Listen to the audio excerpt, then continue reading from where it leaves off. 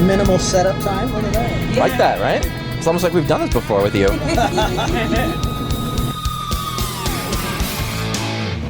Strauss Project. We are in Tulsa, Oklahoma, sitting here with Whip from Queensryche.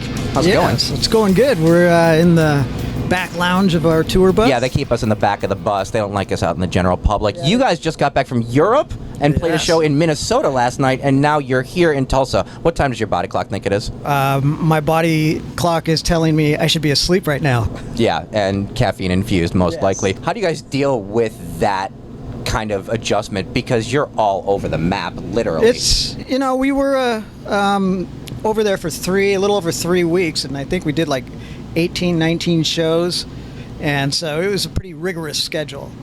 Basically, I feel like Gumby. I'm like, nothing is working right. My lips are not working right. It's like, but I can still play guitar though. Good, glad to hear that. You guys have such the rigorous tour schedule as you were describing. 3 weeks, 19 shows. That's every night. And you're on tour now through, you're going to Japan and Australia as well, correct? Yeah, we're playing the Loud Park Festival in Tokyo, which is going to be awesome.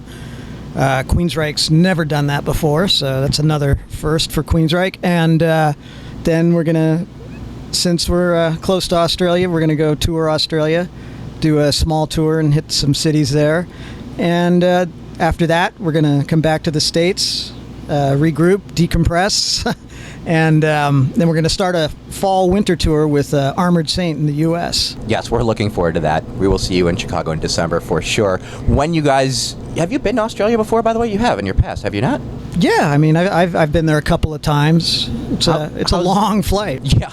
How's the reception for you guys there? Do you feel like when you go there, like you have a huge fan base, or do you feel like you're still proving yourselves there? Well, it's when you haven't been to a country in a while, there's obviously a curiosity factor. Sometimes you're dealing with a new generation of people that are going to metal and hard rock shows. So I think there's a bit of an excitement.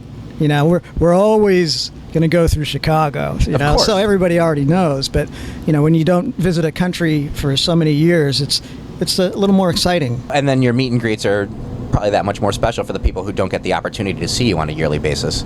Yeah, the meet and greets are just a way that fans, we call them just Uber fans, just want to get close to the band and meet us personally, and that is something that we've done. Before in the past, we just used to have a fan club, and it'd be like everybody joined the fan club, and then you'd have like 60, 75 people backstage, and those days are gone. Yeah, well, it's nice to sit down with your fans and, have a beverage with them. Maybe some Whip Ale, maybe. We could talk about that. Well, tell me about Whip Ale. Whip Ale is my creation. It's a handcrafted beer that's available in the Pacific Northwest. It's a pale ale, 5.5%, and it's very tasty. What else are you passionate about? What would you spend your time doing if you had, let's say, more time to do something? What would you choose to do? I'd play golf. Oh, okay. Yeah. What's your handicap? About a 12. That's not bad. 15 sometimes. You can take somebody's money on the course. Yeah, maybe. I don't know. That's something, I learned as a kid, and it's just whenever I have time off, I like to go out and golf. Anybody else in the band play? Yeah, there's a couple of guys that that are good, and there's not much time when you're on a rigorous touring schedule. So, but if there's a day off and we're close to a golf course, I'll be there. Excellent. Well, maybe we'll see you on the links so we can play 9 or 18 and have a Whip Ale afterwards. Yeah, definitely. Being on tour for Condition Human for so long, it's almost been the entire calendar year, and I know you're going through the end of the year, and then you have plans to go into the studio and start writing the next record. Where did those ideas come from? Do you guys sit here on tour and go through stuff, or do you wait until you're done with what you're doing now to start attacking the next thing? I think, everything's kind of formulating while we're on the road. Everybody's taking notes and recording bits here and there into their computers, and it's just a work in progress. I think what's nice about being on the road is that you're in a different place every day, and that can spark different reactions in your creative process. Sometimes, being in a harsh condition can bring about some real cool ideas. This is going to be an important album for Queensryche, and we would really like to get something finished and out by next fall.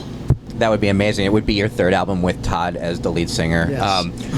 And I know you guys did a lot of writing for these last two albums. Do you have any songs in your back pocket that you guys are going to maybe put out on this record, or that you may rework to try to, get out there? Oh, sure. I mean, we pull from all sources. We had quite a few ideas that didn't get used on Condition Human that we can always re-look and reinvestigate and rebuild those. But there's always the not knowing what's going to come next creatively, and sometimes that's needed for excitement factor. And but yeah, we can pull from older demos and rework them. Well, I know that we are looking forward to it, and I'd like to thank you for your time, and I'll let you go get some rest before your show tonight, and thanks again for joining the Strauss Project. Thank you, and thank you for having me on the Strauss Project. Our pleasure, really. Thank you. First and foremost, I'd really like to thank all the fans, all the Queensryche fans that have supported us on this tour. It really means so much to us, and it really means so much to live music, because that's how the bands are surviving these days. So we thank you, and thank you for supporting Queensryche.